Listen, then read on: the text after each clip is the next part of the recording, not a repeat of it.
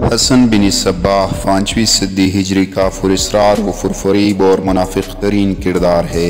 حسن بن صباح نامی یہ شخص نظام الملک خواجہ حسن طوسی، جدید علم کلام کا بانی ابن رشد اور مشہور شاعر و مفکر بے مثال سائنسدان عمر خیام کا ہم عصر و ہم درس تھا۔ اس نے اپنے لیے شیخ الجبال کا لقب استعمال کیا۔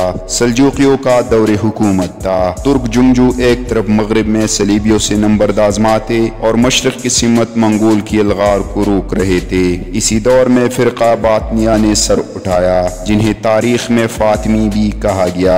حسن بن صباح، جس نے منافقانہ پالیسیوں کے ذریعے اسلام کی بنیادی کوکلی کر کے رکھ دی۔ حسن بن صباح اس باطنی فرقے کا موجد تھا، جس پر ہاتھ ڈالتے بڑے بڑے مسلم حکمران ڈرتے تھے۔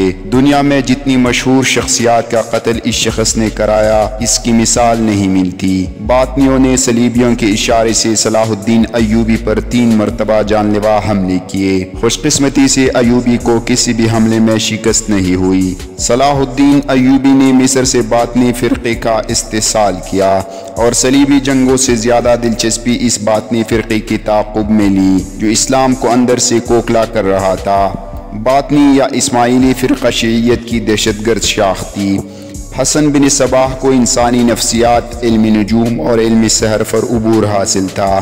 اس نے فدائین کی وہ جماعت بنائی جو دشمن تو کیا، حسن بن صباح کے ایک اشارے پر ہنسی خوشی اپنی سینے میں خنجر اتارنے سے گریز نہیں کرتی تھی۔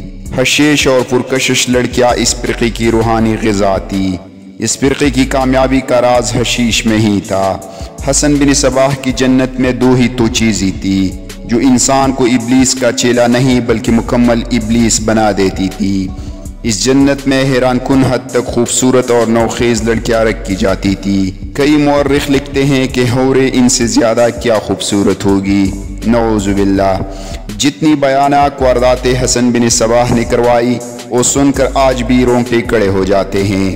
حسین و نوجوان لڑکیوں کا جو استعمال حسن بن صباح نے کیا، وہ اس سے پہلے یا بعد کے ادوار میں کبھی نہیں ہوا۔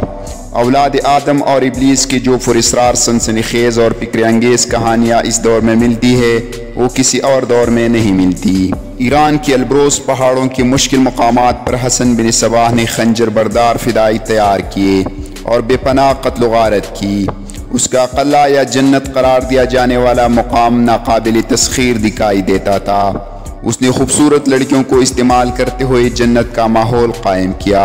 وہاں نوجوان لڑکوں کو لا کر حشیش کے اثر مدہوش کر کے تاثر دیا جاتا تھا کہ وہ جنت میں عارضی مدت کے لیے آئے ہیں، لیکن مستقل قیام کے لیے انہیں کچھ ہدایات پر عمل کرنا ہوگا۔ اس طرح انہیں فدائی بنا کر بہت سے افراد کو خنجر سے ہلاک کرنے کی مشن پر روانہ کر دیا جاتا۔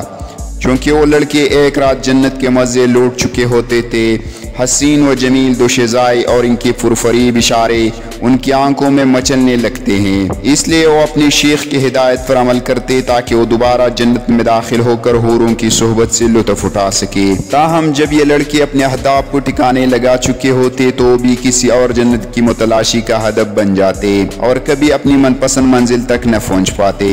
کئی سالوں تک پہاڑوں میں مقیم حسن بن صباح بغداد سے لے کر قاہرہ اور دیگر سلطنتوں کے حکمرانوں کے لیے خوف کی علامت بنا رہا، یہاں تک کہ تاتاری لشکر کے ہاتھوں اپنے انجام تک پہنچا۔ ہلاکو خان نے بے شمار باطنیوں کو قتل کیا، انہیں دار پر لٹکایا اور اس کی جنت کو تہوبالا کر دیا۔